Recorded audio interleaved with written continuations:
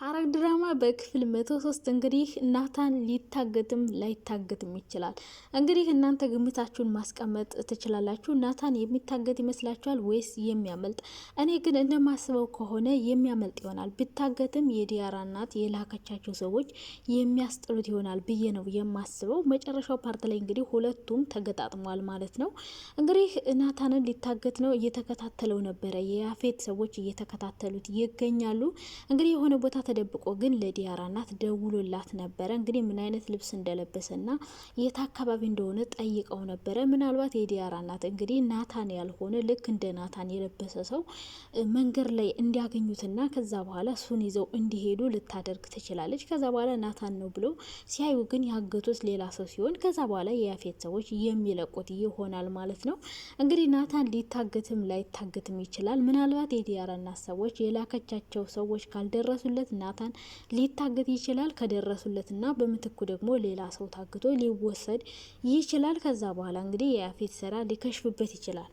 ሌላኛው የኤፍራታ ዲኤንኤ ያስመረመረችው የናታንና የያፌት ውጤት ወንድምና ወንድም አይደሉም የሚል ውጤት ነው የመጣው። ይሄ ነገር ለእሷ ደስታ ፈጥሮላታል። ነገር ግን ከዶክተሩ ጋር እያወራች ለናታን እውነቱን እንድትነግረውና እስከ መቼ ደብቀው መቀጠል እንዳለባት እየጠየቃት ነበረ። እንግዲህ አንቺ ካልነገርሽው እኔ ነግረዋለሁ፣ እውነቱን አፈርጠዋለሁ፣ ከመቼ ደብቀሽ ናታንን ትጎጃዋለሽ እያላት ነበረ። እሷ ደግሞ አሁን መስማት እንደሌለበትና ከሰማ ደግሞ ሌሎች ብዙ ችግሮችን ሊፈጠሩ ስለሚችሉ ስለዚህ ናታን መስማት የለበትም፣ በሌላ ጊዜው ሲደርስ ነግረዋለሁ በማለት እንግዲህ ኤፍራታ ናታን መስማት እንደሌለበት ለዶክተሩ እየነገረችው ትገኛለች። ነገር ግን ኤፍራታ ይሄ ውጤት የእውነት ወንድምና ወንድም ስላልሆኑ ነው ወይስ ደግሞ ያፌት ኤፍራታ ይሄን ነገር ልታደርግ እንደሆነ ተከታትሏት እንግዲህ ከዛ በፊት አቤልን እዛ ቤት ስታስገባው ናታን ደግሞ የእሱ አለቃ መሆኑን ሲያቅ ያፌት ኤፍራታ የሆነ ነገር እየሰራች እንደሆነ ስለጠረጠረ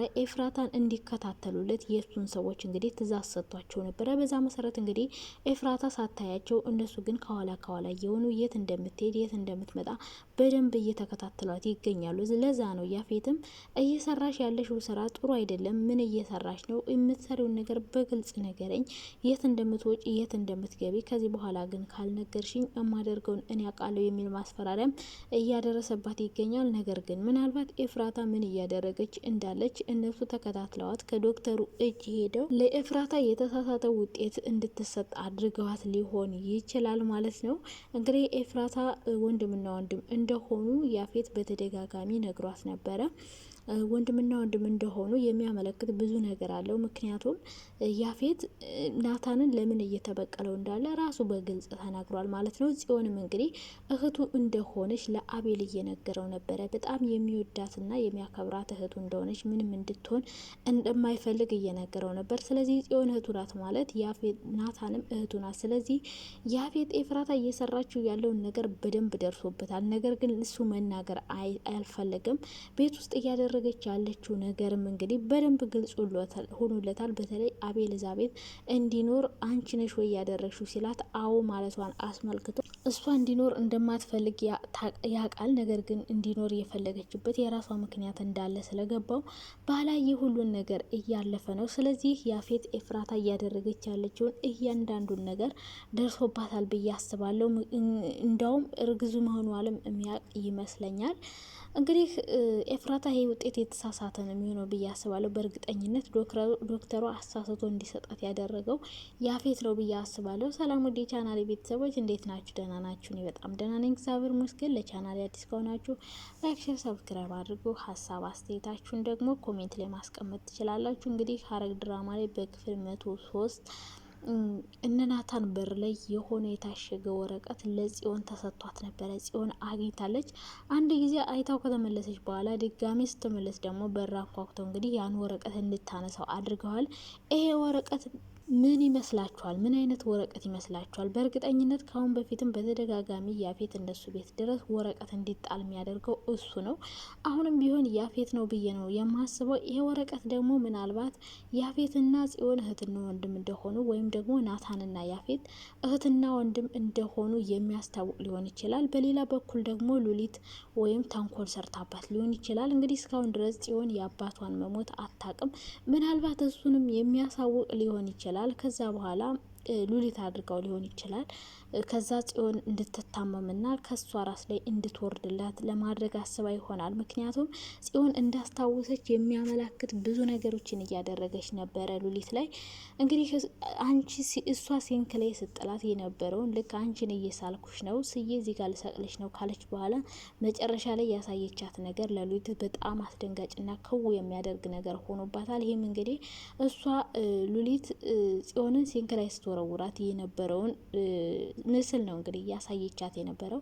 ሉሊትም ይህን ስታይ በጣም ደንግጣ፣ ምክንያቱም እስከዛ ድረስ የምታውቀው ጽዮን እንደማታስታውስ ነበረ። ሁሉን ነገር እንደረሳች እሷ እዛ ሲንክ ላይ ወርውራት መርሳት እንዳጋጠማ ሁሉ የምታውቅ አይመስላትም ነበር። ነገር ግን ያ ነገር አሁን ስለነቃች ምናልባት ሉሊት እንግዲህ ጽዮን እንደገና ያ በሽታዋ እንዲነሳባትና እንድትታመም ፈልጋ ሊሆን ይችላል። እንግዲህ ያን በወረቀት የታሸገ ነገር በራቸው ላይ ተጥሎ እንዲገኝ ያደረገችው። ቤት ውስጥ ተቀምጣ እንግዲህ ጽዮን ስልክ ልታወራ ወደ ውጭ ስትወጣ ነበረ በሩ እየተንኳኮና ምናልባት ይህን ነገር ያደረገችው አንደኛ ሉሊት ትሆናለች፣ ሁለተኛው ደግሞ ያፌት ሊሆን ይችላል። እንግዲህ የወረቀት ምንድን ነው የሚለውን ነገር በቀጣይ ክፍል የምናየው ነው የሚሆነው።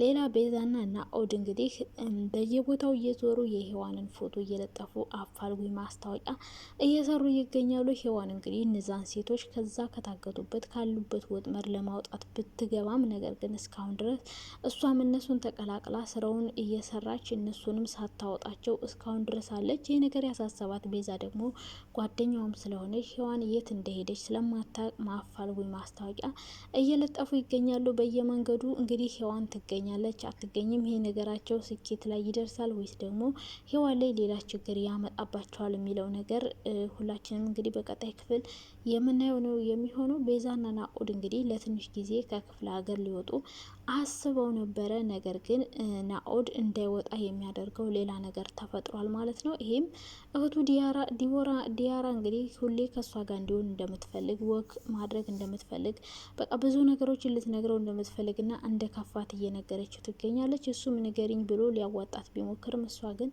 መናገር አልፈለገችም ማለት ነው። እንግዲህ ናኦድ ምናልባት ወደ ውጭ ከመውጣት የሚያግደው ነገር አንደኛው ይሄ ሊሆን ይችላል ማለት ነው። በሌላ በኩል ገንዬ ናት። ገንዬ እንግዲህ ናታንና ቢኒያም የራሷ ላውንደሪ ቤት ከፍተውላታል ማለት ነው። አሁን በኋላ ገነት ጉሊት አትቀመጥም ማለት ነው። እዛ አዲስ ስራ ጀምራ ከዛ በኋላ በዛ ስታልፍ ኤፍራታን ሁሌ ማየት ትችላለች ማለት ነው። ይሄ ነገር በሀረግ ድራማ ላይ በጣም ደስ የሚለው ፓርት ነው ማለት ነው። ምክንያቱም ገነት ጉሊት ከወጣች በኋላ አቤልም ሌሎች ሰዎችም እየመጡ እየዛቱባት ሙድ እያዙባት ነበረ። አሁን ላይ ግን ስራዋን መቀየሯ በጣም ደስ የሚል ፓርት ነው ያለው ማለት ነው። ሌላኛ ጽዮንና ዳግም ናቸው። ጽዮንና ዳግም እንግዲህ አቤል ላይ ያለውን ፋይል ለማጥፋት ብዙ ነገሮችን እየሰሩ ይገኛሉ። ነገር ግን እስካሁን ድረስ ምንም አይነት ፍንጭ ጠብ ያለ ነገር የለም። ፋይሉንም አላስጠፉትም። እነሱም አቤልን የሚበቀሉበት አንዳችም ነገር አላገኙም ማለት ነው። ከዚህ በኋላ እንግዲህ ኤፍራታ ሁሉንም ነገር ያፌት እንደነቃባት ስታቅ ምናልባት ምን ልታደርግ ትችላለች? በመጨረሻው ፓርት እንግዲህ ያፌት ኤፍራታን ሊጋብዛት ወደ ውጭ ይዟት ሄዷለኝ።